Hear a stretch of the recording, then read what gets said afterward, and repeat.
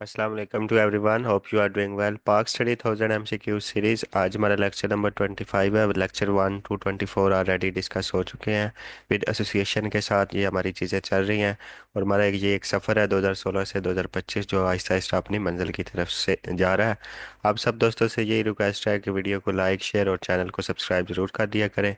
जी, आज का first question है, out of the 565 princely states in British India, how many states acceded to Pakistan. Total जो states थी वो 565 जो है वो प्रिंसली स्टेट्स थी इंडिया में। पाकिस्तान के साथ कितनी स्टेट्स ने इल्हाक किया? तो जो 13 स्टेट्स थी उन्होंने पाकिस्तान के साथ इल्हाक किया। इसके बाद ये क्वेश्चन आपसे पूछा जा सकता है कि फर्स्ट प्रिंसली स्टेट जो थी जिसने पाकिस्तान के साथ इल्हाक किया वो कौन सी थी जो फर्स्ट थी, फर्स्ट प्रिंसली स्टेट, वो थी जी बहावलपुर। जो बहावलपुर थी वो फर्स्ट प्रिंसली स्टेट थी जिसने पाकिस्तान के साथ इलाहाक किया। और ये 5 अक्टूबर 1947 को इलाहाक करती है। 5 अक्टूबर 1947 ये साइन होते हैं। और जो प्रॉपर इसकी जो एक्सेशन होती है वो कब होती है? तो वो 9 अक्टूबर 1947 को होती है। तो एक्सेशन 9 अक्टूबर 1947। और जो इल्हाक है वो जो साइन होता है वो 5 अक्टूबर 1947, यानी ओवरऑल अक्टूबर में जो है वो फर्स्ट मतलब एक्सेशन फर्स्ट स्टेट जो करती है वो बहावलपुर जो है वो कर देती है पाकिस्तान के साथ इलाक। और जो टोटल करती हैं वो 13 स्टेट्स हैं। जी, नेक्स्ट हमारा क्वेश्चन है कि among the following who was to accept Akbar's Din Ilahi. तो अकबर्स दीन इलाही किसने एक्सेप्ट किया? तो जो बिरबल था, बिरबल ने अकबर का दीन इलाही को एक्सेप्ट किया। और ये दीन इलाही जो है वो डिसकंटिन्यू किस मुगल बादशाह ने किया? तो औरंगजेब ने इसको डिसकंटिन्यू किया, औरंगजेब ने।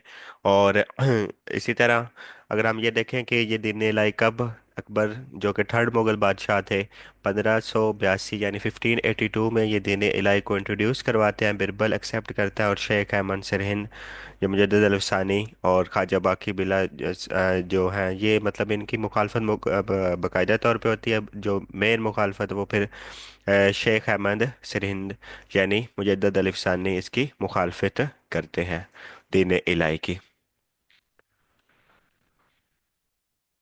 तो दीन इलाही जो एक्सेप्ट होता है 1582 वाला, तो बिरबल जो है वो उसको एक्सेप्ट करता है। जी, नेक्स्ट हमारा क्वेश्चन है कि the August offer was given by. तो किसने अगस्त ऑफर दी? तो ये लॉर्ड लिंथगो ने ये अगस्त ऑफर दी।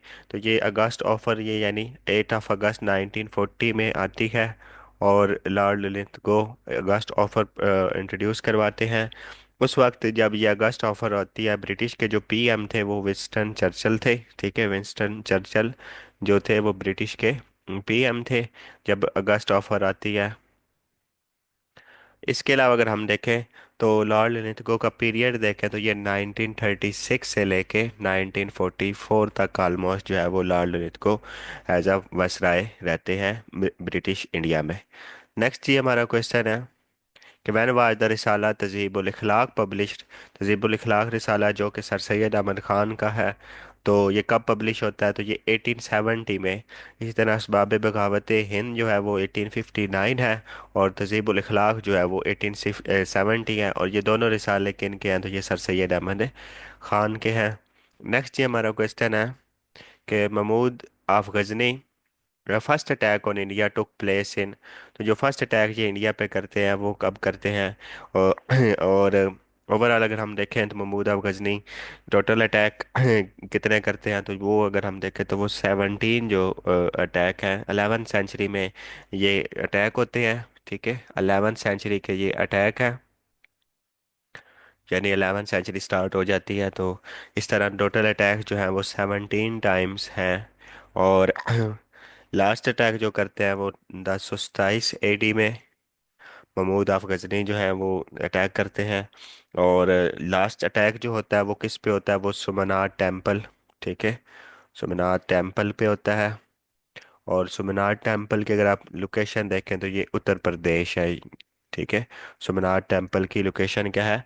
ये उत्तर प्रदेश है। तो फर्स्ट अटैक जो है वो 1001 AD में आप करते हैं। 1001 में फर्स्ट अटैक होता है, और जो लास्ट है वो 1027 या 1027 AD में होता है। तो ये चीज़ें आपको इनके हवाले से पता होनी चाहिए। नेक्स्ट हमारा क्वेश्चन है जी, how many years did the 1962 constitution of Pakistan remain active. तो ये जो 1962 का अगर हम कॉन्स्टिट्यूशन देखें तो ये 1962 में आता है। 8 जून 1962 को ये इन्फोर्स होता है, और 25 मार्च 1969 तक ये प्रिवेल करता है। ठीक है, 25 मार्च 1969 को ये एंड होता है।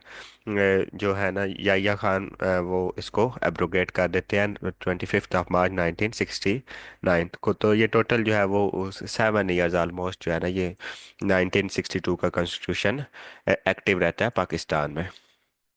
जो 1962 का कॉन्स्टिट्यूशन कौन लाते हैं, तो ये प्रेसिडेंट अयूब के दौर में आता है। ठीक है, नेक्स्ट हमारा क्वेश्चन है, in 1923 Allama Iqbal publish the book title.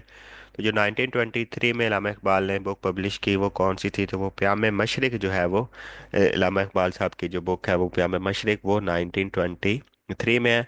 इसी तरह अगर आप इल्मुल इक्तसाद जो देखें, जो इल्मुल इक्तसाद इनकी बुक है, तो वो कब पब्लिक होती है, तो इल्मुल इक्तसाद जो है वो 1903 में होती है, 1903 में।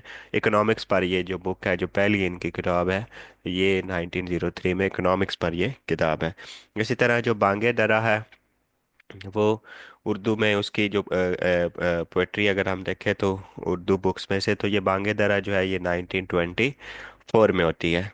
इसी तरह हम देख लेते हैं कि आपकी जो कलेक्शन ऑफ उर्दू बुक्स कौन सी थी, और कलेक्शन ऑफ पर्शियन जो है, और उर्दू और पर्शियन वो सारी चीज़ें हम देख लेते हैं। तो कलेक्शन ऑफ जो उर्दू है आपकी बुक्स, वो कौन सी है, वो बाले जबरील है एक तो, बाले जिब्राइल, वो जी 1935 में है, बाले जिब्राइल 1935। इसी तरह ज़रब कलीम जो है, वो भी आपकी उर्दू की बुक है, तो ज़रब कलीम जो है वो 1936 है।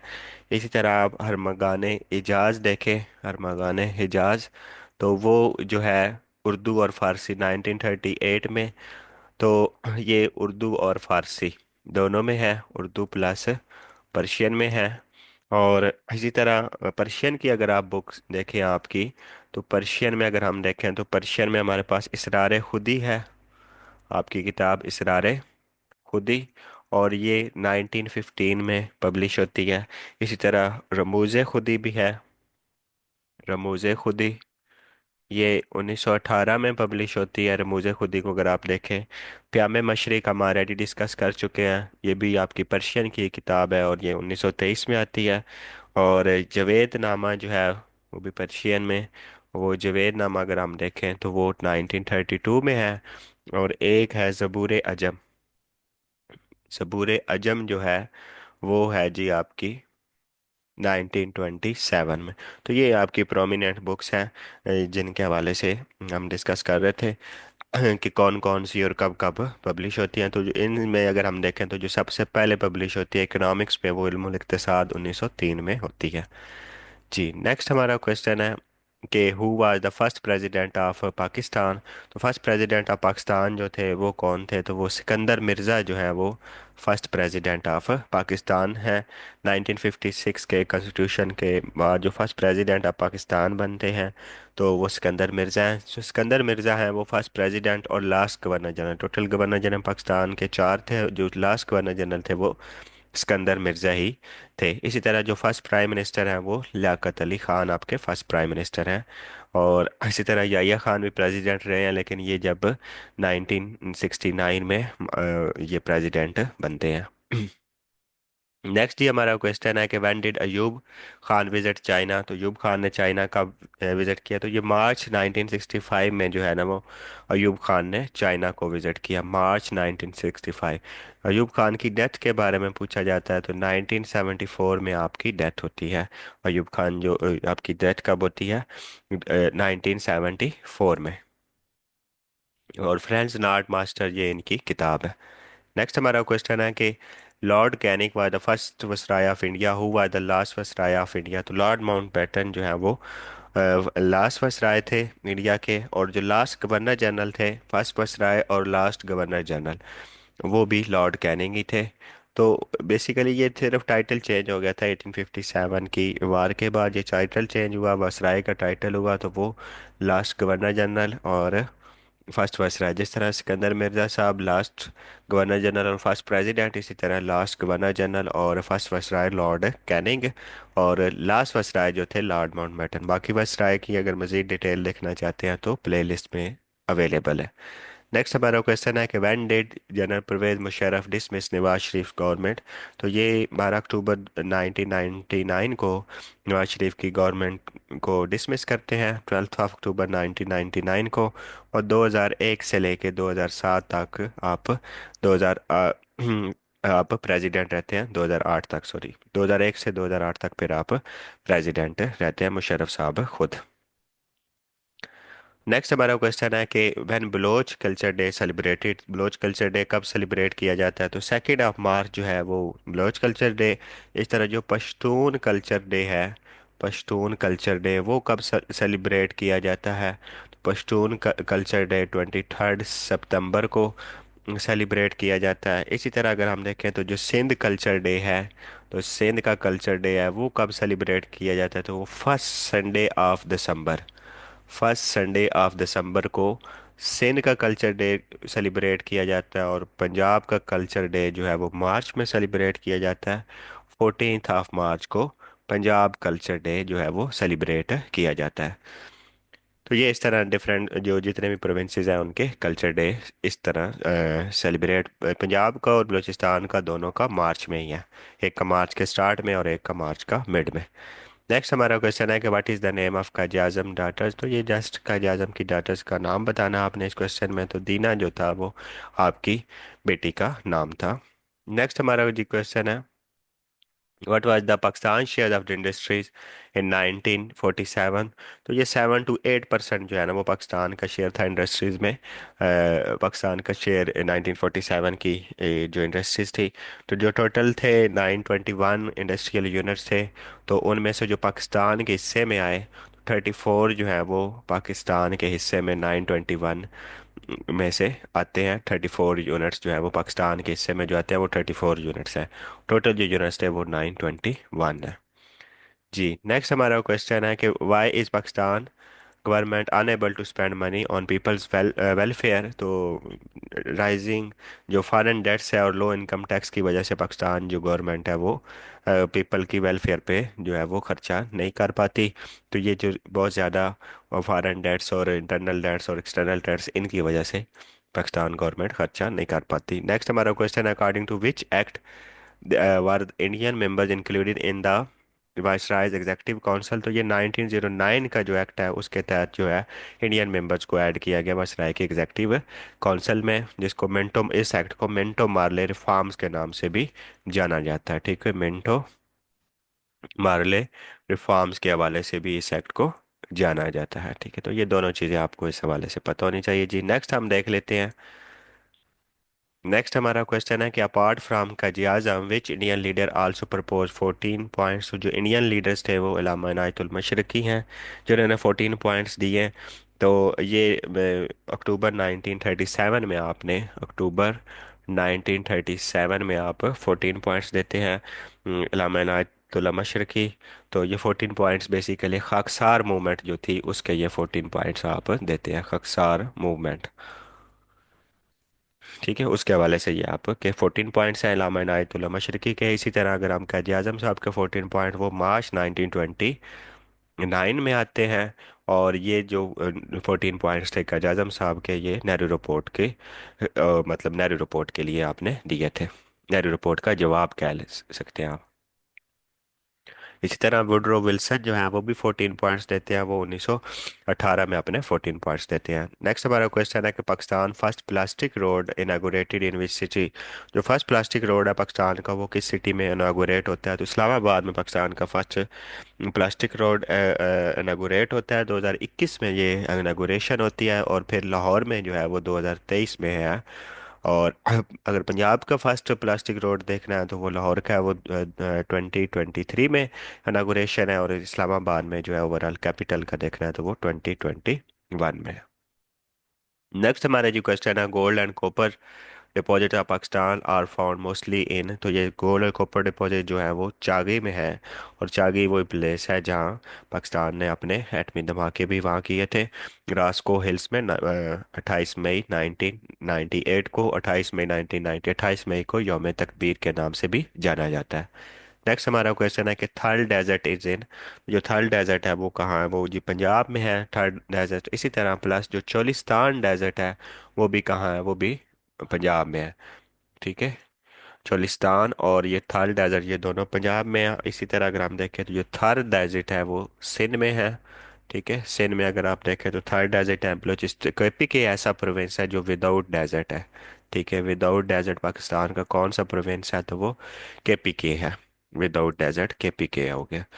नेक्स्ट अगर आप देखें तो जो बलोचिस्तान है आपका, उसमें खारान डेजर्ट जो है वो बलूचिस्तान में है।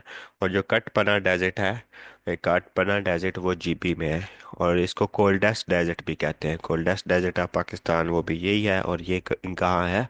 ये जीबी में है। ठीक है, जीबी मीन्स गिलगित बल्तिस्तान में। जी नेक्स्ट हमारा क्वेश्चन है कि necropolis in Pakistan inscribed as UNESCO world heritage site, तो ये necropolis in Pakistan UNESCO world heritage site Makli जो है, मकली ग्रेव यार्ड, ये ठट्ठा के करीब है सिंध में। और ठट्ठा के करीब, और ये 1981 में यूनेस्को में होती है। इसी तरह पाकिस्तान में टोटल जो वर्ल्ड हेरिटेज साइट है वो छः हैं।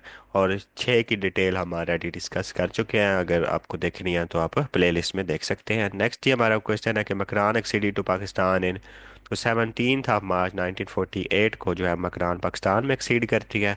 टोटल 13 जो है वो प्रिंसली स्टेट वो एक्सीड करती हैं पाकिस्तान में। 13 जो है वो प्रिंसली स्टेट्स है पाकिस्तान को एक्सीड करती हैं। सबसे पहली जो करती है वो अक्टूबर 1947 में, वो बहावलपुर जो स्टेट है वो करती है। उससे पहले भी जूनागढ़ करती है, लेकिन वो कंप्लीट एक्सेशन नहीं हो सकती थी वो। लेकिन जो ओवरऑल अगर हम देखें जिसका कंप्लीट प्रोसीजर होता है तो वो बहावलपुर है।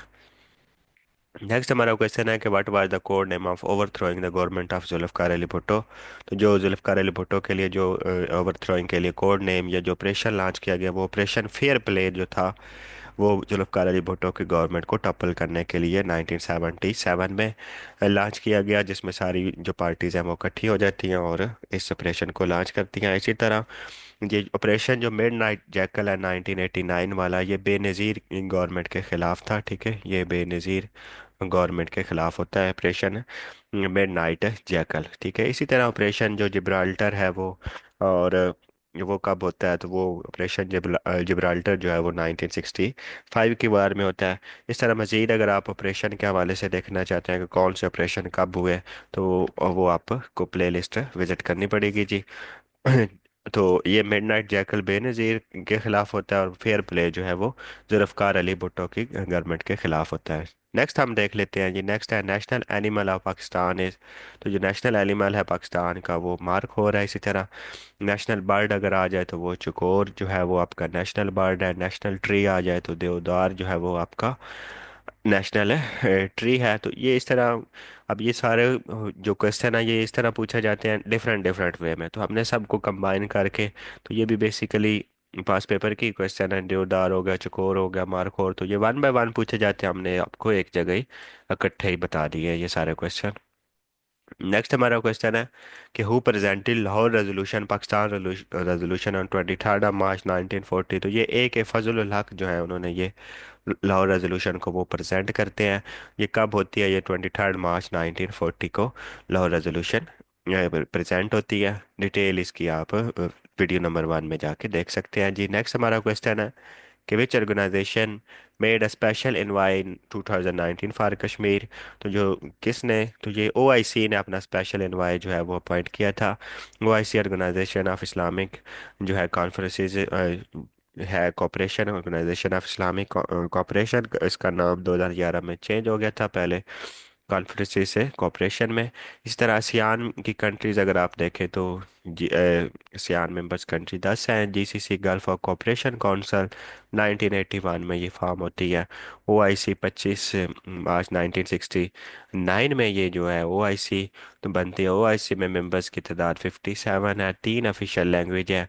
बाकी आप इसकी जो डिटेल है वो देख सकते हैं। जद्दा में इसका हेडक्वार्टर है। इसी तरह हमने सेकंड वीडियो में इसकी डिटेल डाली हुई है वो आईसी के बारे में कंप्लीट, और आसियान के बारे में वो आप विजिट कर सकते हैं जी। नेक्स्ट हमारा क्वेश्चन है, Pakistan sea bed territory grows by 50,000 kilometre. तो ये 2015 में जो है ना वो पाकिस्तान की जो सी बैड टेरिटरी है वो ग्रो हुई 50,000 किलोमीटर 2015 में ये होती है। ये 200 नाटिकल माइल से, पहले 200 नाटिकल माइल्स होती है तो फिर ये यूनाइटेड नेशन इसको एक्सेप्ट करता है। 200 नाटिकल माइल से ये हो जाती है 350 नाटिकल माइल्स। ठीक है, 200 से ये कितनी चली जाती है 350 तक, ये 350 नाटिकल माइल्स ये चली जाती है जी। नेक्स्ट हमारा क्वेश्चन है कि government of India act 1990 gives 3 years tenure to. तो ये लेजिस्लेटिव जो असेंबली है उसको ये 1919 का एक्ट जो है वो 3 इयर्स का टेन्योर से सेट करता है, यानी 1919 से 1922। गवर्नमेंट इंडिया एक्ट को कैलम फॉर रिफॉर्म्स के, मॉन्टेग्यू कैलम्स फॉर रिफॉर्म्स के नाम से भी जाना जाता है गवर्नमेंट ऑफ इंडिया एक्ट को। और ये 3 इयर जो है वो लेजिस्लेटिव असेंबली में रिफॉर्म्स का कहती है, टेनोर का कहती है। नेक्स्ट जी हमारा क्वेश्चन है कि Pakistan join the non align movement in which year. तो पाकिस्तान ने नैम को कब ज्वाइन किया? तो पाकिस्तान ने नैम को 1979 में ज्वाइन किया। नैम बनती कब है? तो ये 1 सितंबर 1961 को नैम बनती है। इसी तरह इसका ये कहाँ बनती है? बेलग्रेड सर्बिया, यानी बेलग्रेड, और बेलग्रेड कैपिटल है सर्बिया का, वहाँ ये कायम होती है बेल 1961 में। इसी तरह जो कंट्रीज़ है नैम में, अगर हम टोटल कंट्रीज़ देखें नैम की तो वो 120 कंट्री जो है वो नैम में लाई करती हैं। और इसका हेडक्वार्टर देखें नैम का, नॉन अलाइन मूवमेंट का, तो वो जकार्ता इंडोनेशिया में है। ठीक है, हेडक्वार्टर इसका कहाँ है? जकार्ता, जकार्ता जो कि इंडोनेशिया में।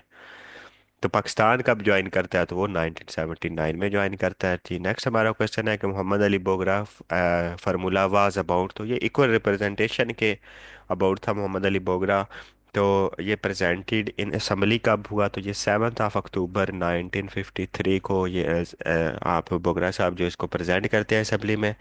इसका जो अदर नाम है तो वो कॉन्स्टिट्यूशनल फार्मूला भी इसको कहते हैं। ठीक है, अदर नेम में अगर हम देखें तो ये कॉन्स्टिट्यूशनल फार्मूले के नाम से भी जाना जाता है। इसी तरह अगर आप देखेंगे कॉन्स्टिट्यूशनल फार्मूला, थर्ड जो पीएम है पाकिस्तान के, जो थर्ड पीएम थे वो कौन थे? तो वो भी मोहम्मद अली बोगरा साहब ही हैं। और वो कब से? वो 1953 से 1955 तक। और आप यूएसए में एम्बेसडर भी पाकिस्तान के रहे हैं। फर्स्ट पीएम लियाकत अली खान, इसी तरह सेकंड ख्वाजा नाज़िमुद्दीन, और थर्ड जो है वो आप थे। ठीक है, मोहम्मद अली बोगरा 1953 से 1955 तक। तो ये थी जी आज की हमारी वीडियो। होप सो आप लोग अपनी प्रॉपर तैयारी इन वीडियोस की मदद से कर रहे होंगे, और प्रॉपर आपकी एसोसिएशन हो रही होगी और चीज़ों को प्रॉपर क्लियर कर रहे होंगे। आप सब दोस्तों से ये रिक्वेस्ट है कि वीडियो को लाइक, शेयर और चैनल को सब्सक्राइब कर दिया करें। आज के लिए इतना ही, इंशाल्लाह कल नई वीडियो के साथ हाज़िर होते हैं। अल्लाह हाफ़िज़ फॉर टुडे।